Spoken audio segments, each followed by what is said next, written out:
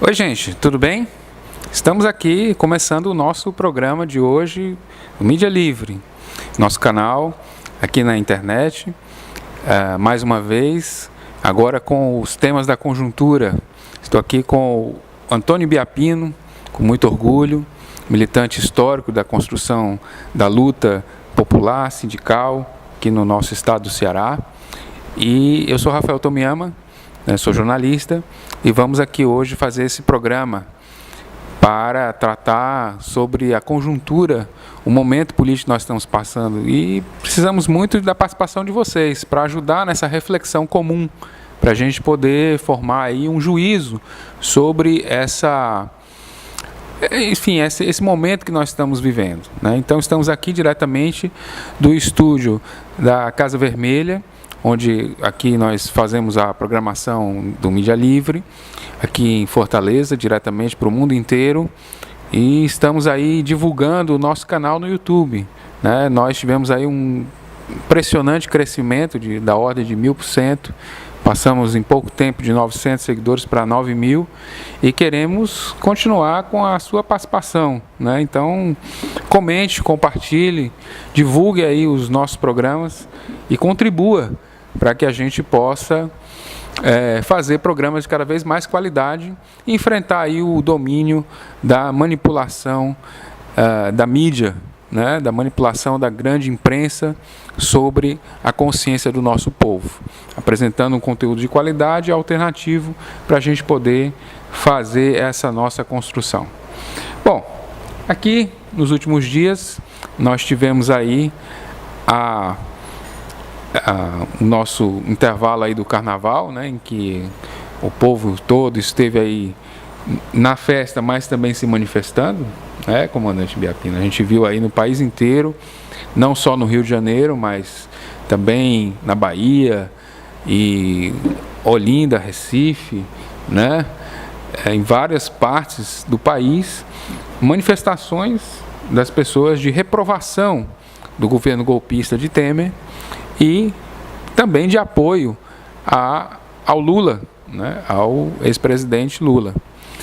E o mais impressionante de tudo aconteceu certamente, que gerou o maior debate nos meios políticos e nas redes, foi o desfile da Tuiuti, né, que teve aí esse mérito de expor, dentro da história da escravidão, dentro dessa perspectiva histórica, expor a situação, a conjuntura atual que nós estamos vivendo de uma forma muito inteligente, né, dentro do samba enredo, dentro das características que são próprias do desfile de uma escola de samba. E logo em seguida nós tivemos também, já na sexta-feira, período já durante o dia, o usurpador presidente Temer baixou um decreto promovendo uma intervenção federal militar no estado do Rio de Janeiro. Então, esses fatos recentes vão ser aqui o objeto da nossa análise de conjuntura desse momento. E eu queria, então, já convidar o meu companheiro Biapino para falar sobre esses aspectos da conjuntura que nós estamos vivendo. Biapino, você acha que o que é que pode estar por trás aí dessa movimentação do governo golpista no sentido dessa intervenção federal num estado da União, no Rio de Janeiro, né?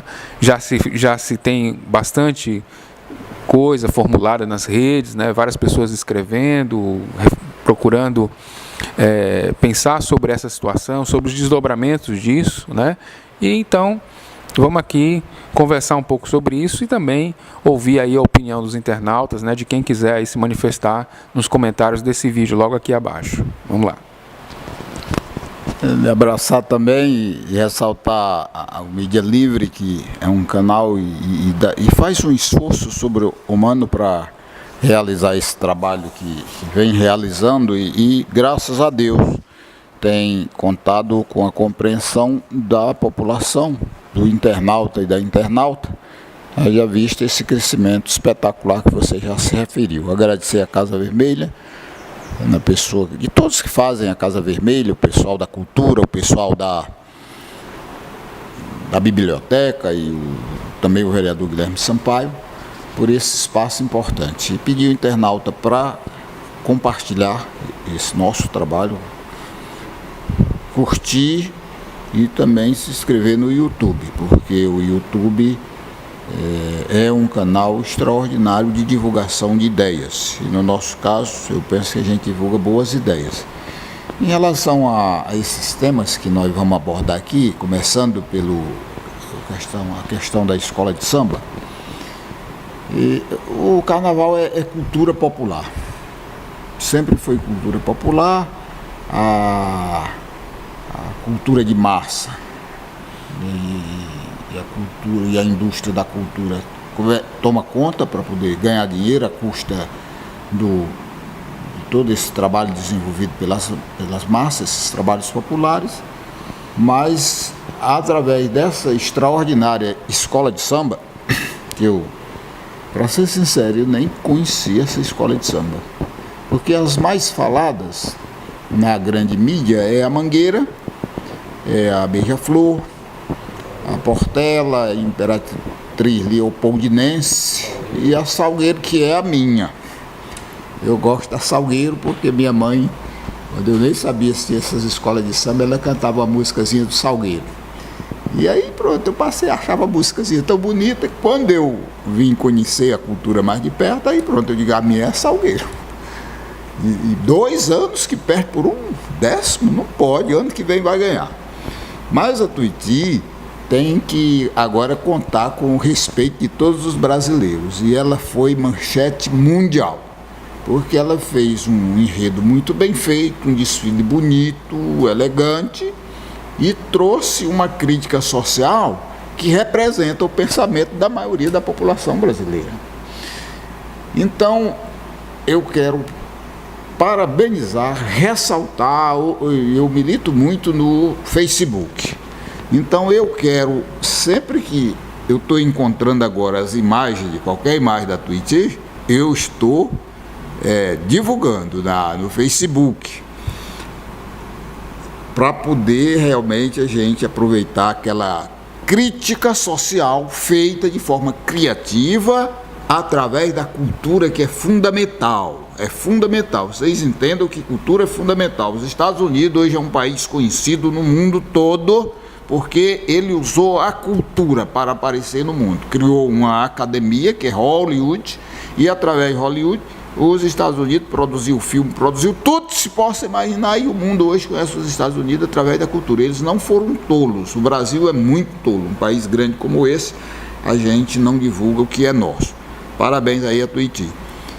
E, bom, esse é um tema, mas ao mesmo tempo, eu até pensei em a gente colocar dentro de uma gradezinha, mas ao mesmo tempo você falou da questão da intervenção militar.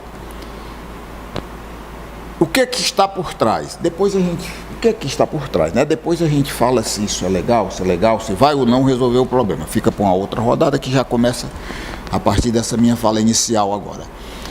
Nós não temos a certeza, né? A gente está todo mundo estudando, todo mundo preocupado. Agora eu, particularmente, eu acho que vem de um fato social, 2 fatos sociais. O primeiro fato social, o pessoal colocou lá umas faixas dizendo: se prenderem o Lula, o morro vai descer. Certo? E recente a essas faixas, veio a Tuiuti com o vampirão e com a crítica social. Essa canalha da elite, eu digo canalha, não é porque eu tenho ódio às pessoas não, mas eu digo canalha pelo prosseguimento, porque essa canalha na escravidão, ela foi muito cruel com a humanidade, cometeu um crime contra a humanidade. E depois, nas ditaduras e no processo comum de exploração do sistema capitalista, ela é muito cruel com as pessoas. Basta ver que o Brasil é um país de favelados. Fortaleza tem 700 favelas. O sofrimento desse povo que trabalha e que precisava de oportunidade e de uma ajuda do Estado, poder superar as grandes dificuldades, não é fácil o sofrimento dessas pessoas. Então, essa canalha tem medo das pessoas, eles morrem de medo das pessoas. E eles fazem estudos através da espionagem. Vocês não pensem que a polícia tem espionagem em todos os estados brasileiros, nas grandes cidades, que o Exército e as Forças Armadas, eles fazem espionagem e eles têm esses arquivos guardados. Então, eu acho que eles chegaram à conclusão de que o Rio de Janeiro é uma bomba chiando. Por quê? Porque Rio de Janeiro é um estado de muitas favelas, muitas favelas. E por falta de estrutura, de política social, e por falta da presença do Estado, aquilo ali foi se conformando num grande aglomerado e complexo de violência. Eu sei que nas favelas a maioria absoluta é de gente do bem, que trabalha e sofre, mas é também um local de proliferação de violência, por falta do poder público, que joga as pessoas para lá e abandonam.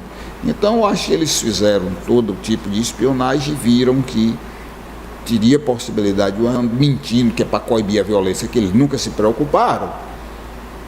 Eles colocam o Exército para servir de intimidação das pessoas. É isso que eu penso. Muito bem. Estamos aqui prosseguindo, então, na análise da conjuntura dos principais acontecimentos do momento. Estou aqui eu, Rafael Tomiyama, e o Antônio Biapino, hoje no programa da Mídia Livre, e a gente conta aí com a participação de vocês, curtindo, compartilhando e divulgando o nosso trabalho. Bom, o Ibiapino acabou de falar, então, sobre esses acontecimentos que podem aí estar relacionados a essa ação do governo golpista de intervenção militar no Rio de Janeiro. Eu queria também acrescentar outros elementos que têm sido colocados, né, com frequência nisso. Por exemplo, a questão da própria reforma da Previdência. Né? Tivemos aí uma grande manifestação em todos os lugares do país, né? Nas capitais, nas grandes cidades, né? Os movimentos sociais, movimento sindical, a juventude, nas ruas, né, em todo o país, aí, contrários às modificações na Previdência e também contra as medidas do governo golpista que retiram direitos dos trabalhadores, da classe trabalhadora. Né? Tivemos, então, essa movimentação. E, ao mesmo tempo, o governo enfrenta uma fragilidade muito grande nessa votação. Já é sabido que a base aliada não tem os votos necessários para aprovar as medidas, para aprovar essas mudanças, mesmo com a reforma da Previdência sendo mais amenizada em relação ao projeto inicial. Né? Quer dizer, num ano eleitoral, né, o que se supõe que vai ser um ano eleitoral, né, as dificuldades para aprovar, então, as suas medidas que visam apertar ainda mais o torniquete em cima do povo.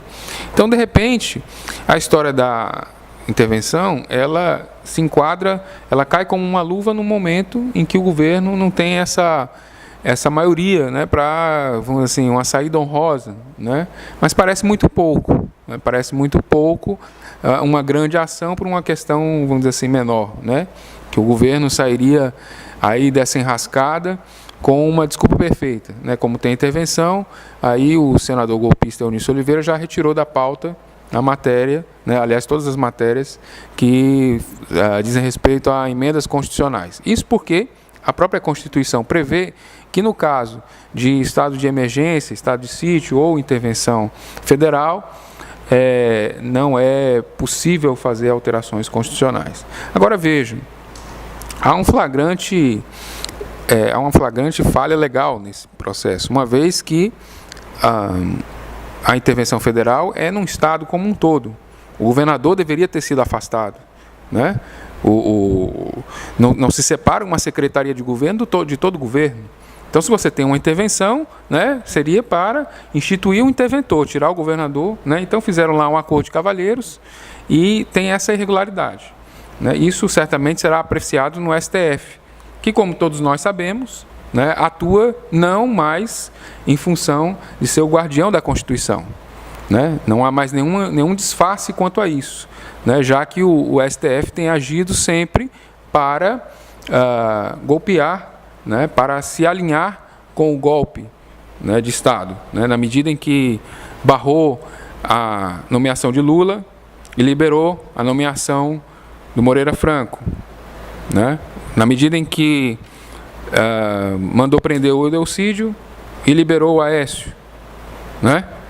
Na medida em que atua sistematicamente para criar todas as condições favoráveis à execução do golpe, né? Então, hoje, o STF, como a linha de frente do judiciário, está também na linha de frente do golpe. Portanto, não há nenhuma ilusão de que essa medida venha a ser revertida, de alguma maneira, pelo próprio judiciário.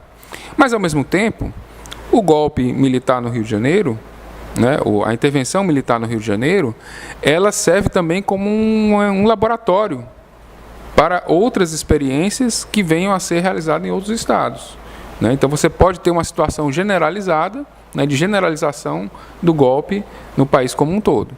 Então, é uma situação muito grave, que vem com o discurso que preocupa a população, que é o discurso da questão da segurança pública.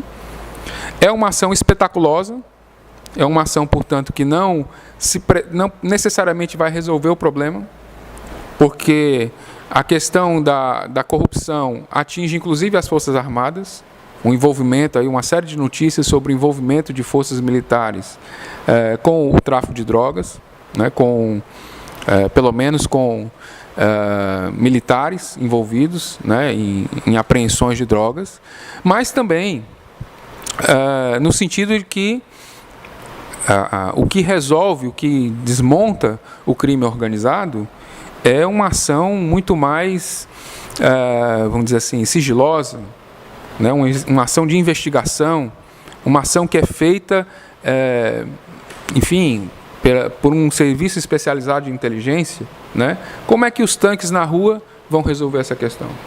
E aí, o discurso do Exército já é o discurso das Forças Armadas já é um discurso que pretende salvaguardas para a ação dos militares.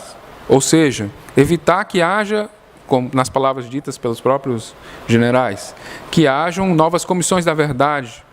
Ou seja, que eles tenham licença para fazer tudo, né, para, se for o caso, torturar, matar, prender sem mandado e assim por diante, né? Quer dizer, até mesmo a presidenta Dilma Rousseff, a presidenta legítima, já se manifestou por meio de nota, protestando contra a tentativa de impor medidas de mandatos coletivos, né? Ou seja, são mandados de prisão de ação que não carecem nem de autorização judicial, né? Então, quer dizer, tudo isso num cenário, portanto, de agravamento da situação política, de agravamento da situação social, porque não parece que vá se resolver a curto prazo o problema da crise econômica, né? E você tem aí agora, né, esse aprofundamento do golpe de uma forma muito prática, com ações que podem atingir diretamente as organizações populares.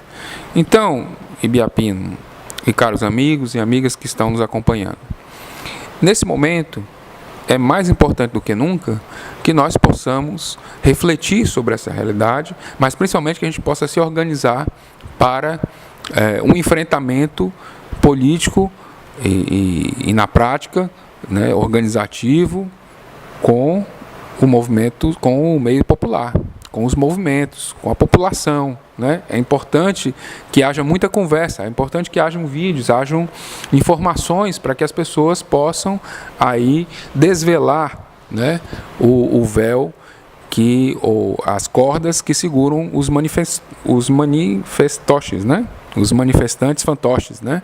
Quer dizer, como é que a gente vai, nessa realidade, né, se movimentar para construir aí alternativas a essa situação que está posta.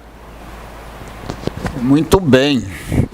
Eu queria, aqui no nosso processo de diálogo, uma conversa puxa a outra. Ainda falando da questão anterior, essa elite que eu digo é toda a elite mundial, ela tem medo do povo. Porque ela vive à custa do povo, Para ela o povo tem que ser ignorante, não ter informação nenhuma, para ela poder manipular, ganhar muito dinheiro, ficar rica, desfrutar das riquezas, e o pobre lá trabalhando ou na favela, inclusive sem emprego. Vejam bem a história do Brasil, e eu vou logo pedir para vocês, se quiserem ler um livro muito importante que é do Darcy Ribeiro, A Construção da Sociedade Brasileira, Darcy Ribeiro, homem extraordinário. Leiam isso, nem que você leia devagarinho, mas vai lendo, e quando dá fé termina de ler o livro. É ótimo para compreender a construção da sociedade brasileira. Aqui na escravidão, eles, por exemplo, quando um negro ou alguns negros se rebelavam contra a escravidão, os capitães do mato apreendiam o ser humano que tinha se rebelado, trazia ele de volta, ele era amarrado num tronco de madeira e era espancado brutalmente, torturado brutalmente, e os outros escravos daquela fazenda ali, no entorno daquele mourão, vendo o companheiro ser espancado. Para que as pessoas precisavam ficar ali? Para poder ter medo e não seguir o exemplo do companheiro que lutava por liberdade. Ao mesmo tempo, eles estrupavam ou a mulher, ou a filha, ou a irmã daquela pessoa. Estuprava num estupro coletivo para todo mundo ver. Era uma barbaridade. O Brasil nunca vai pagar essa dívida. Os Estados Unidos nunca vai pagar essa dívida. Nenhum país escravocrata vai pagar essa dívida. É uma chaga que vai permanecer enquanto a história existir. Enquanto a história existir, vai permanecer.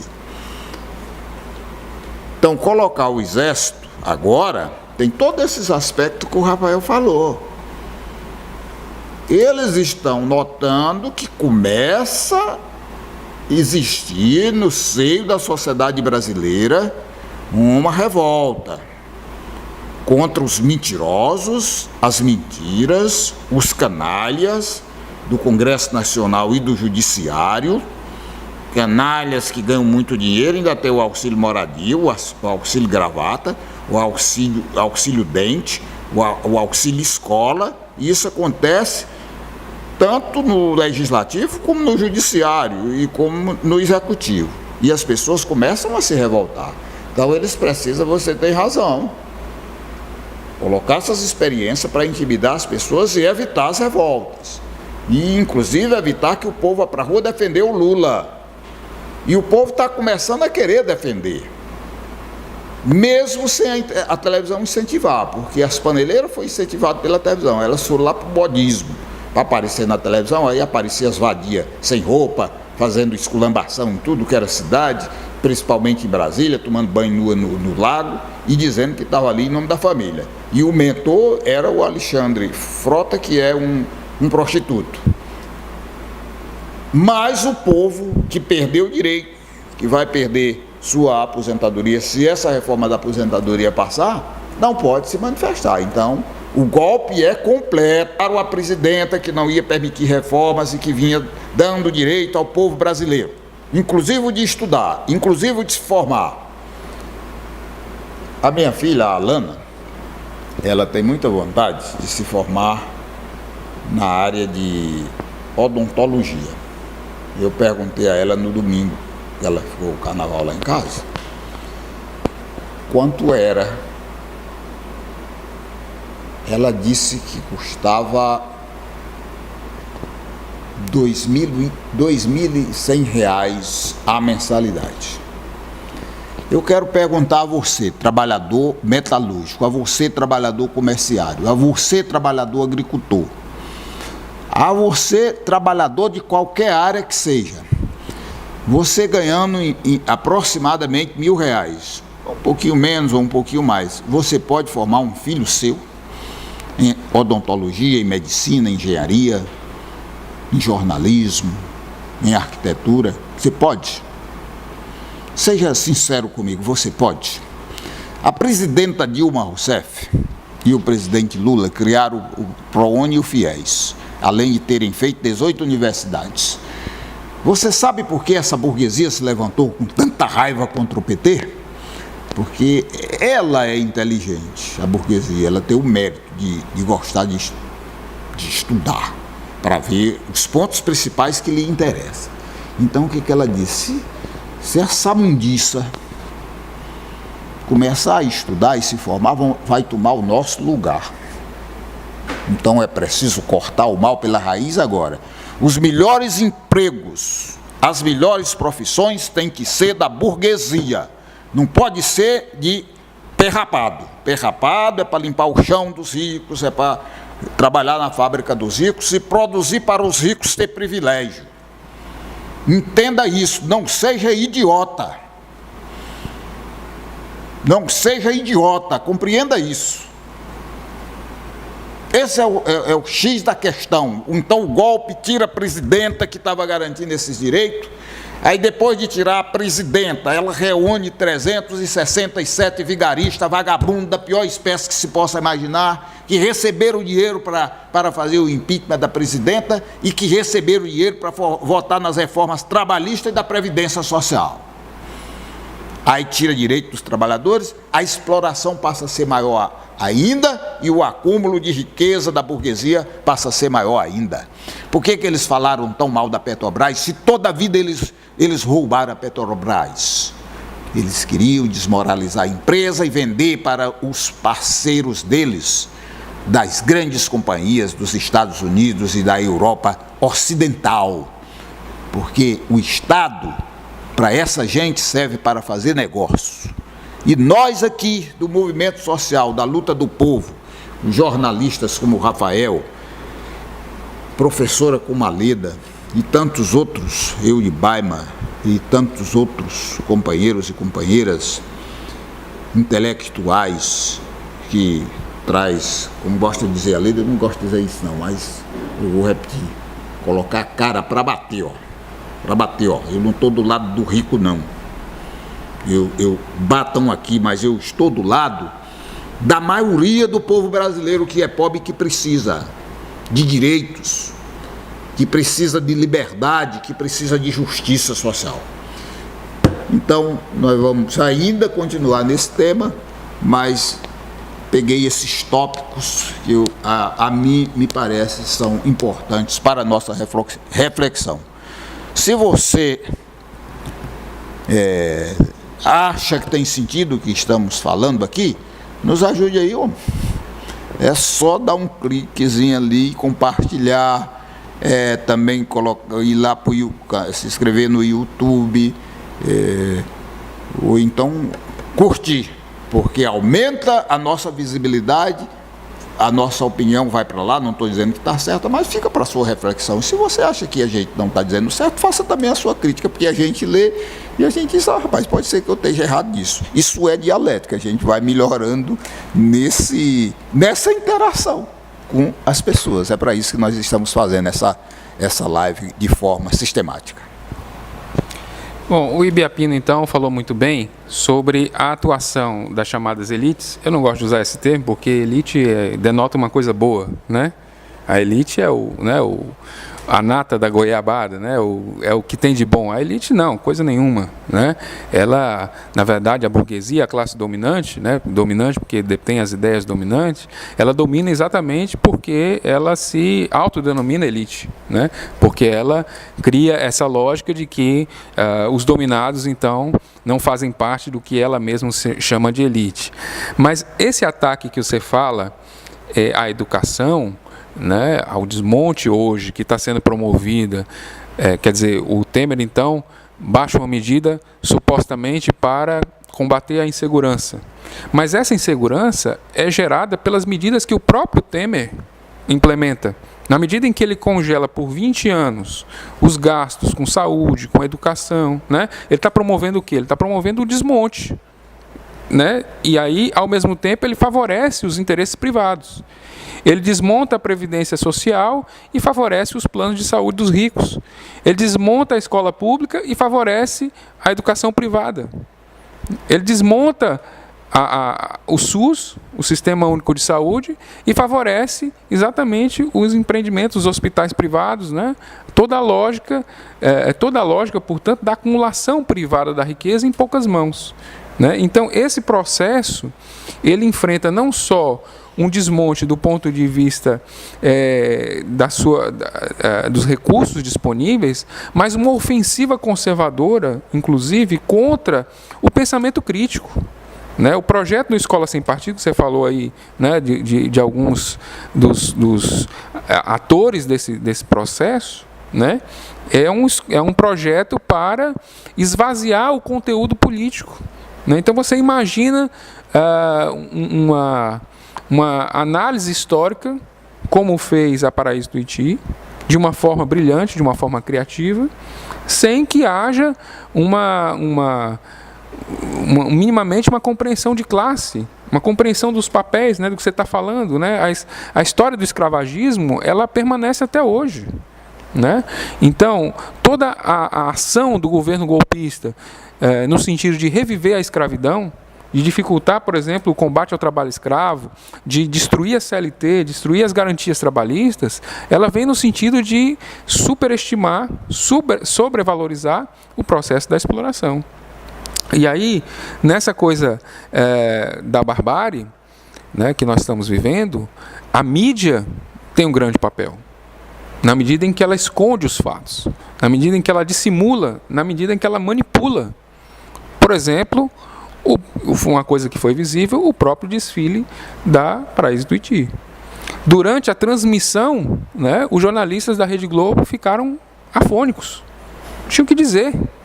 Né?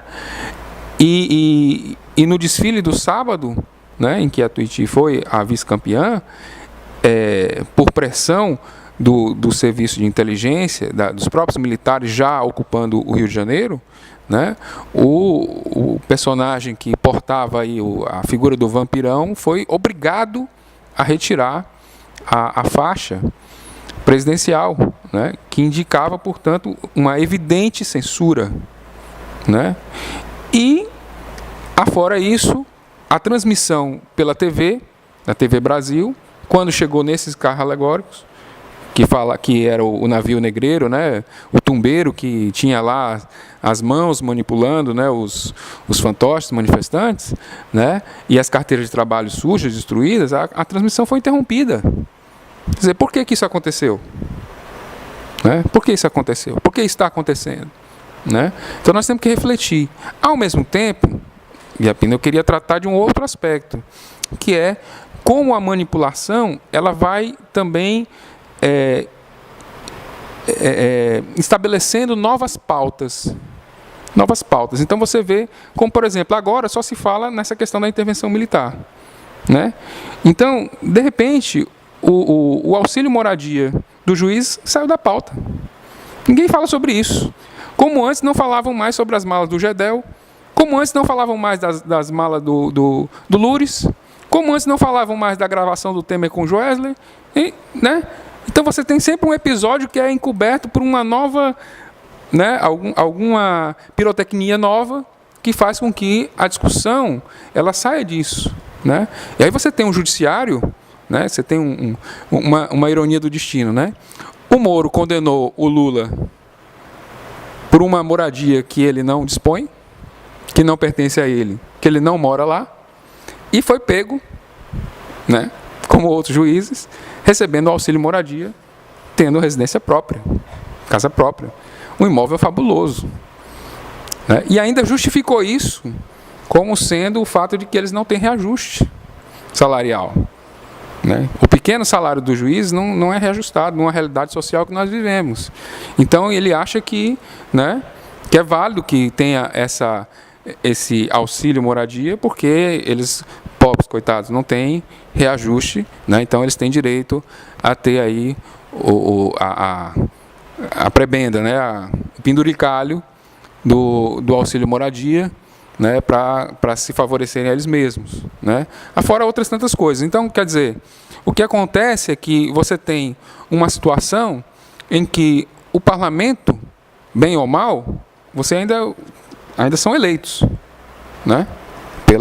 pelo voto democrático, entre aspas, né? Você tem uma democracia formal que a gente saiba até agora funciona, né?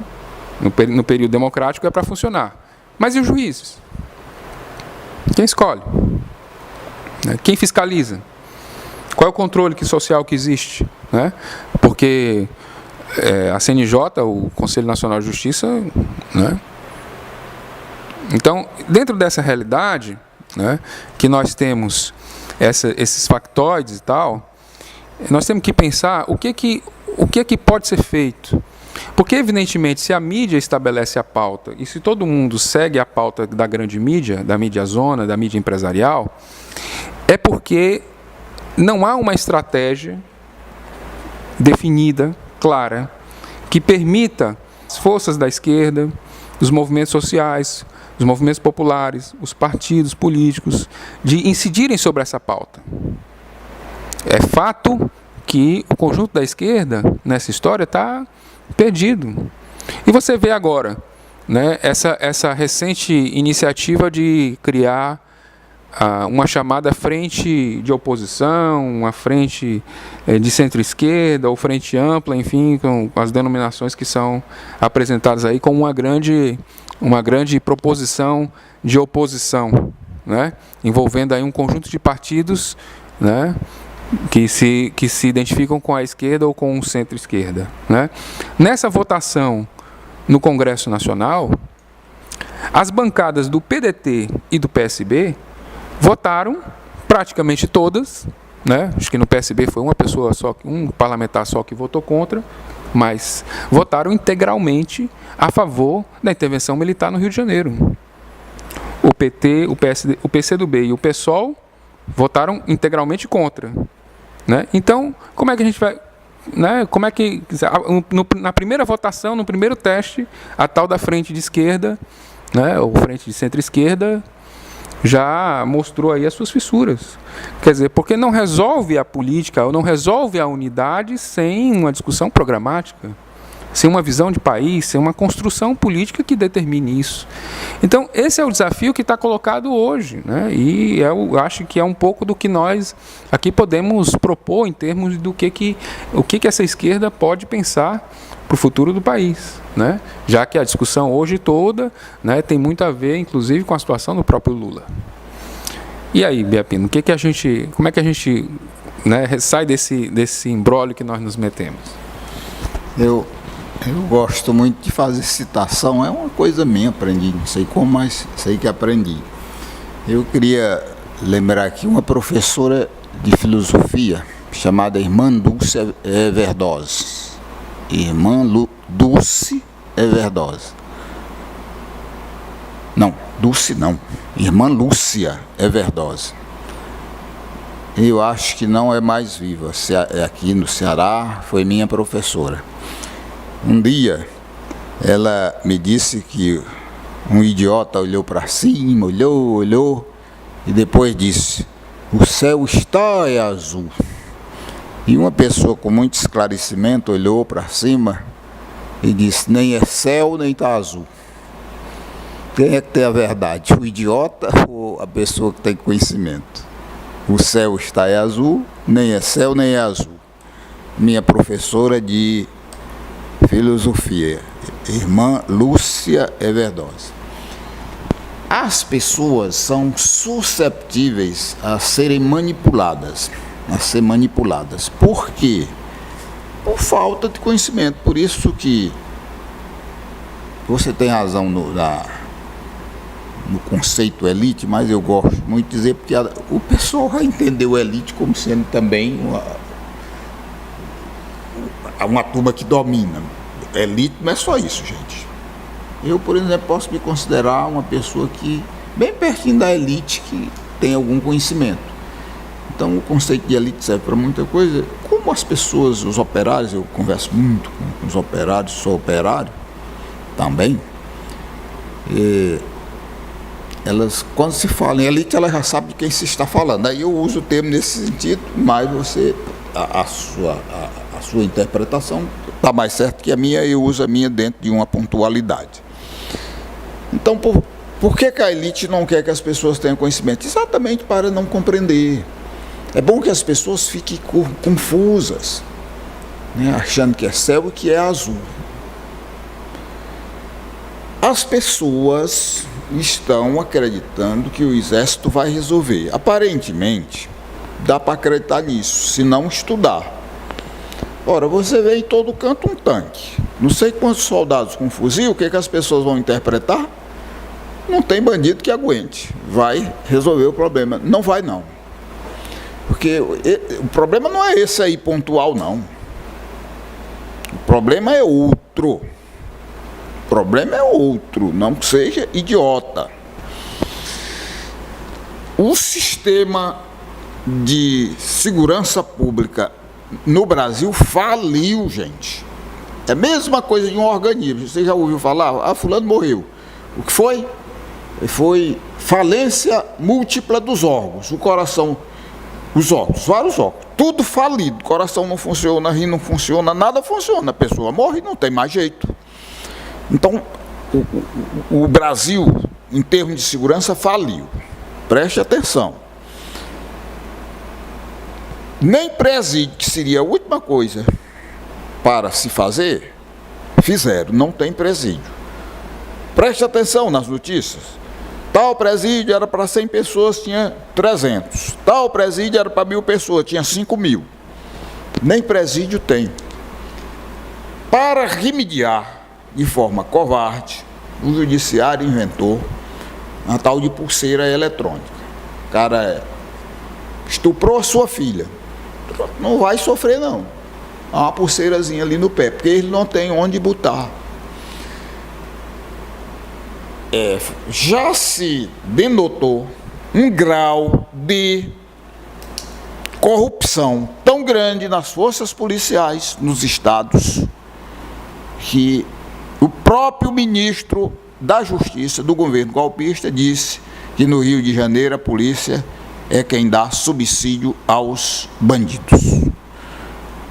O que eu acho que é um desrespeito à polícia do Rio de Janeiro, assim como de outros estados, porque a polícia presta um bom serviço à sociedade.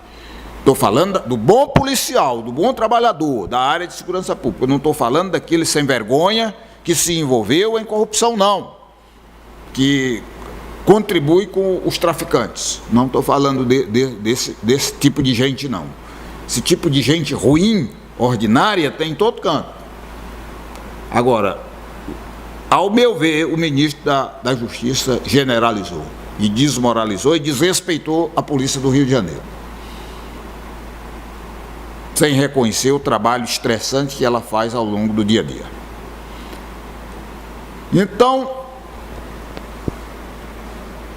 se nós não fizermos um conjunto de medidas importantes para combater o crime no Brasil, que está muito forte, o Exército não vai resolver, mas não vai mesmo, nem as Forças Armadas, ninguém junto resolve.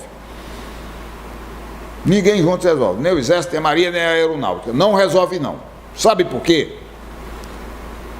Porque se eles prenderem todo mundo, não tem onde coloque. Portanto, está falido o sistema. Segundo, a estatística, inclusive do IBGE, é que de 100 homicídios só se investigam 8. 100 crimes de morte, só investigam 8. 92 fica do lado de fora, não é investigado. E dos 8, só 4 pessoas vão presas. Resolve? Me diga agora se resolve. Corrupção policial, o sistema falido, esgotado, e a justiça lenta, vendendo inclusive habeas corpus. E os juízes que venderam habeas corpus no Ceará e em outros estados do Brasil receberam um prêmio, foram aposentados. Eles hoje estão aposentados para ganhar o mesmo dinheiro, não precisa mais nem trabalhar. Portanto, toda vez que alguém disser a lei é para todos, é uma mentira. ou então todos são iguais perante a lei, é uma mentira. É uma mentira. O pobre, aquele que não tem nem com que pagar um advogado, aí a lei é dura para ele. Mas para todos não. Porque juiz que vendeu, que ganha muito dinheiro, ainda tem auxílio moradia. Aí vai vender habeas corpus para bandidos e não vai punido e não vai preso? Se aposenta? Essa é a pena? Como que a lei é igual para todos? Reflita isso aqui comigo. E para combater a violência, eu quero aqui dizer talvez 3 coisas. Primeiro, fazer o que a Dilma e o Lula fizeram. Presença do Estado para combater a miséria. Bolsa Família, programa social fundamental, porque além de dava aquele auxílio para as crianças comerem, porque os capitalistas não dão emprego para todo mundo, uma parte fica às margens da sociedade, por isso é que tem que entrar o Estado com o Bolsa Família para ajudar as pessoas. Ao mesmo tempo, esses meninos teriam que estar na escola, senão não recebiam o Bolsa Família. Era meio que compulsório, mas é o jeito de ser. Segundo, programa de moradia maior que nós já vimos no Brasil, Minha Casa Minha Vida, presidente Lula, presidenta Dilma, tirando as pessoas da favela e botando em moradias decentes. Terceiro, foram feitas várias escolas profissionalizantes, 430 escolas técnicas, 18 universidades, ProUni e FIES. Também foi criado um grande programa de financiamento de pequenos empreendedores. O cara botar o seu negócio, estava desempregado, mas botava lá o seu negócio, uma costura, uma venda de sorvete, uma venda de açaí, e aí ia gerando emprego, ia gerando renda e dinheiro circulando do Brasil. São programas sociais que ajudam muito na formação das pessoas. Isso é a primeira coisa. Segunda coisa, os deputados brasileiros, sem exceção de nenhum, têm que ter vergonha na cara. Não dá para um bandido estuprar uma mulher e matar e não ter prisão perpétua para um vagabundo desse. Com essa lei de bosta que está aí. Que um bandido estupra uma mulher e mata. E não é nem apurado. E quando é apurado, não é preso. E quando é preso, passa apenas 10 anos, de 6 a 10 anos na cadeia. Isso aí é fazer apologia ao crime. É fazer apologia ao crime. Tem que ter as medidas sociais, tem que ter a presença do Estado, e lei dura para vagabundo. Quem tem que estar em liberdade é homem decente, que estuda, que trabalha e que respeita os demais. O criminoso tem que ser punido conforme a gravidade do crime dele. E a porcaria desses deputados federais brasileiros não observaram esse fenômeno social e deixaram o crime se agigantar. E é por isso que hoje nós estamos tendo que conviver com um poder paralelo, criminoso e violento. E, meus senhores e minhas senhoras, no Brasil tem pena de morte. E quem morre é o negro e o pobre. E quem determina a morte não é a porcaria do Estado brasileiro, não. Esse Estado formado por vagabundo, por um vampiro e por deputados vagabundos vigaristas. Quem decreta a pena de morte do Brasil são os criminosos. Eles dizem quem vão matar, quando vão matar e como vão matar. E o Estado não pode fazer nada porque é medíocre. Bom, gente, a gente está aqui já se encaminhando para os finalmente aqui, para a conclusão aqui da nossa live, da nossa gravação com aqui a equipe do Mídia Livre, na Casa Vermelha, aqui do mandato do vereador Guilherme, do PT de Fortaleza. Queria agradecer a presença, a participação de todos vocês. Acho que o Ibiapino, ele coloca aí questões importantes para a gente refletir, especialmente porque, Ibiapino, eu acho que existe uma compreensão de que, de fato, há pouca maturidade. Eu acho que não só na formulação dos partidos de esquerda, né, dos intelectuais de esquerda, acerca da questão da segurança. Eu acho que há muitas deficiências, inclusive os gestores, os governantes, mesmo ligados ao PT ou outros partidos de esquerda, não fizeram muita coisa de diferente do que é a política, muitas vezes praticada pela direita, que é uma política que visa muito mais a questão da repressão mesmo, né, do aumento do policiamento e tal, medidas associadas com isso, né? E realmente parece que a realidade é mais complexa do que simplesmente ter leis mais duras, né? Porque as leis já são bastante duras. E, na verdade, os presídios têm pouco espaço porque existe uma cultura também do encarceramento, né? Existe aí uma ação violenta, e nessa leitura com o corte de classe, é importante que a gente veja que são principalmente os pobres negros da periferia que são os que mais sofrem com essa política ou com a falta de uma política consistente de segurança, né? Então você tem aí uma realidade que você, como uma pessoa que mora na periferia, sabe muito bem, né? Que os jovens estão pelas ruas e não tem praça. Na nossa cidade não tem praça, não tem uma alternativa de lazer, não tem campo de futebol, não tem uma quadra esportiva, não tem, quer dizer, você tem uma carência muito grande. E essas crianças, esses jovens, esses adolescentes que ficam pelas ruas, eles são rapidamente seduzidas pelo tráfico, porque as pessoas ligadas, associadas a essas organizações criminosas, elas ostentam, né, uma riqueza, uma facilidade, né, ganham dinheiro facilmente, né? Então, isso tudo acaba entrando aí na aspiração do consumo dessa população que vive uma fragilidade do ponto de vista da vida social, econômica, né? E aí, se a gente pensar bem, né, os grandes atores desse tráfego, que são flagrados, eles estão no Congresso Nacional, eles estão nas câmaras legislativas, eles estão nos governos.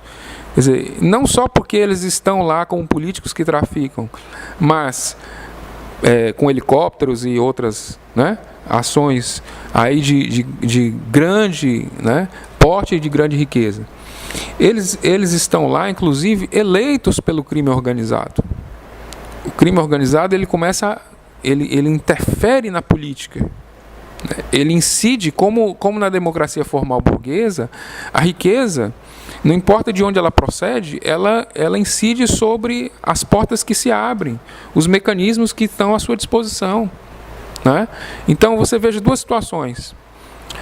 A situação dos comandantes do tráfico de drogas, que se diz que foram, né, assassinados, uma coisa muito mal explicada, um condomínio de alto luxo em Fortaleza, passeando com a família, convivendo lá com os ricaços, né? Isso é um fato. O outro fato, tem uma pessoa nossa, uma companheira que sempre atuou conosco, né? Desenvolveu um trabalho político, que está aí há uma semana hospitalizada, sofreu um acidente de trânsito e está no hospital. E as pessoas, os familiares, procurando a gente para saber quem conhece alguém, para poder conseguir uma transferência para outro hospital para ela fazer uma cirurgia. E quando ela chegar nesse outro hospital, vamos ter que ver quem conhece alguém para conseguir que seja marcada a cirurgia dela. Então veja como é a coisa. A pessoa pobre, negra da periferia, né? Quer dizer, para um atendimento de saúde, que é uma coisa óbvia, se a pessoa está num hospital que não tem como fazer a cirurgia dela e ela tem que ser transferida para outro hospital, então é um processo que deveria ocorrer, né, naturalmente. Mas as pessoas procuram a gente para saber quem que pode conhecer alguém para conseguir resolver a situação, né? E por que isso acontece? Porque alguém que conhece alguém passou outro alguém na frente, né? Então, até mesmo esse conceito que nós falávamos aqui sobre o que é elite, né? sobre os privilégios, né? sobre alguém que conhece alguém, né? Que resolve e tal, então isso aí perpassa a realidade cotidiana do nosso povo, que você colocou muito bem. O nosso povo é condenado porque não tem acesso, né? Porque não tem saída. Então, quando nós nos manifestamos nas ruas, quando trancamos as BRs, quando vamos para as lutas, né? Nós estamos dizendo que, primeiro, que ou esse país é para todo mundo ou não é para ninguém. Então, se a burguesia acha que vai governar massacrando o povo, isso tem limite. Até porque ela vai acabar sendo vítima dessa insegurança que ela mesma produz. E segundo, é que quem não grita não é ouvido. Então é importante que nós nos organizemos. É importante que os comitês pela democracia em defesa da candidatura do Lula, eles tenham programação, eles tenham atividade, eles tenham capacidade de visitar casa a casa, conversar com o povo e fortalecer essa organização. Não adianta só comitê de fachada. Não adianta pôr o cartazinho lá na casa e dizer que tem. Nós precisamos a construção de uma política que vai para além da eleição, que vai do ponto de vista das organizações, das associações de base, né? Enfim, nós estamos vivendo um período muito delicado da história do nosso país. E nós podemos fazer parte dessa história, né? E com certeza atuarmos nessa história para um sentido de construção de alternativas populares, né? Então, com essa mensagem, nós queremos aqui deixar aí o nosso agradecimento a você que participa, né, que compartilha, comenta e que faz parte aqui da nossa família da Mídia Livre, tá bom? Então, eu vou aqui passar para o nosso companheiro Ibiapino para que ele também faça as suas palavras finais, e eu queria dar uma dica aí para os internautas, uma dica cultural. Aí vai no cinema, na indústria do cinema, né? O que eles produzem de mágico e também de crítica social, né? Então, está passando aí no cinema, se você puder assistir, viu, Ibiapino? Recomendo, já que nós falamos aqui de vários aspectos que envolvem a questão da raça, do preconceito. O filme que chama Pantera Negra, né, que fala de um herói, um personagem de histórias em quadrinhos, né, mas conta a história de uma forma muito interessante, a questão da dominação étnica, da dominação do colonialismo, né, da visão dos negros, né, de uma cidade utópica, né, em que a vida das pessoas tem um outro valor, né, tem uma outra, assim, tem uma crítica social implícita muito forte nesse filme. Eu queria sugerir então assistir por indicação de companheiros, de amigos, e que são aí do grupo no Facebook que chama Amantes do Cinema em Fortaleza, um grupo que tem 14 mil participantes, né, se você quiser participar também. Dá uma entrada lá para ver os conteúdos que tem nessa comunidade. E uma sugestão aí para o final de semana, para você relaxar aí com a família, mas também pensar um pouco sobre essa realidade que está à volta, porque o cinema, como você chamou a atenção, ele nos transporta, né? Ele desvela e, ao mesmo tempo, ele é também uma peça de uma engrenagem maior, que é a indústria cultural, que nós precisamos desmistificar. Então é isso, Ibiapino, com você. Vamos ao filme. Eu não sei se você sabe, eu sou cineasta amador. Sou estudante estudei na Casa Amarela e tive o privilégio de ter o Eusélio Oliveira como meu professor. Então eu gosto muito de cinema.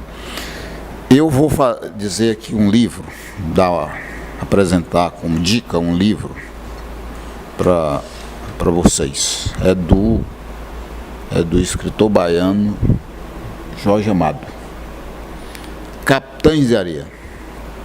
É um livro muito bom e ele conta a história desses meninos de rua e por que eles foram para a rua e os crimes deles.